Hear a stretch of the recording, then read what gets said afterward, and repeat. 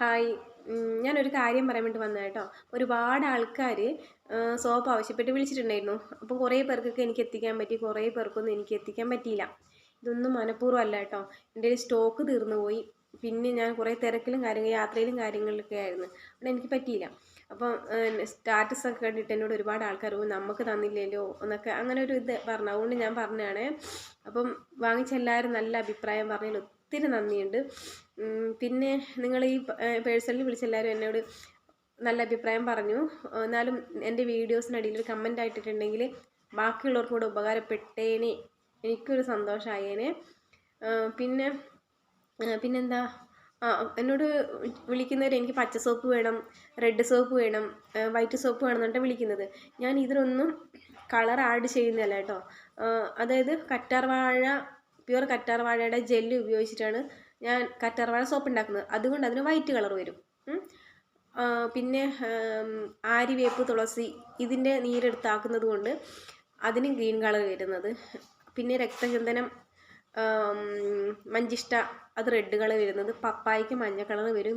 ക്യാരറ്റിനും ഏകദേശം ആ ഒരു കളറായി വരുന്നത്. ബീട്രൂട്ടിന് ഒരു ലൈറ്റ് പിങ്ക് കളറ്.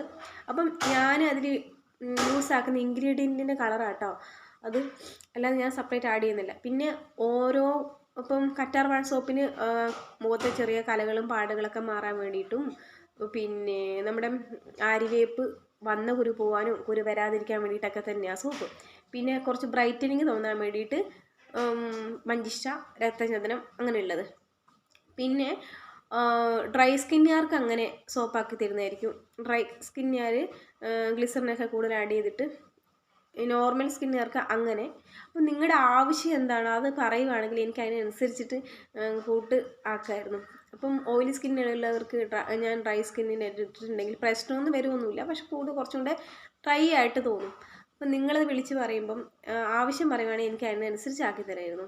അപ്പം ഞാൻ ആരെയും കുറ്റം പറഞ്ഞല്ല കേട്ടോ, ഞാനൊന്ന് മനസ്സിലാക്കാൻ വേണ്ടി പറഞ്ഞത്. അപ്പം നിങ്ങൾ തരുന്ന നല്ല സപ്പോർട്ട് ഒത്തിരി നന്ദിയുണ്ട്. അപ്പോൾ ഒരുപാട് നന്ദിയുണ്ട്. ഞാൻ ഒരിക്കലും വിചാരിച്ചില്ല നിങ്ങൾ ഇത്രയും സപ്പോർട്ട് എനിക്ക് ഉണ്ടാവുമെന്ന് വിചാരിച്ചില്ല. ഒരുപാട് നന്ദിയുണ്ട്. അപ്പം നിങ്ങൾ ഇനി എൻ്റെ കൂടെ ഇതുപോലെ ഉണ്ടാവണം. ഒത്തിരി നന്ദിയുണ്ട്. അപ്പോൾ ഇത് പറയാൻ വേണ്ടിയിട്ടാണ് വന്നത്. ഓക്കെ.